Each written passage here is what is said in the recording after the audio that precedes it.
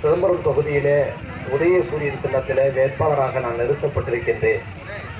கடந்த 5 ஆண்டு காலமாக மிக சிறப்பான மக்கள் நலத்திட்டங்களை எல்லாம் அறிவித்து சிறப்பாக அதை செயல்படுத்திய நம்முடைய முதல்வர் அவர்களுக்கு மீண்டும் அவர் முதலமைச்சராக வருவதற்காக உங்களுடைய பொன்னான வாக்குகளை உதயசூரியன் சின்னத்தில் அளிக்குமாறு அன்போடு நான் கேட்டுக்கொள்கிறேன்.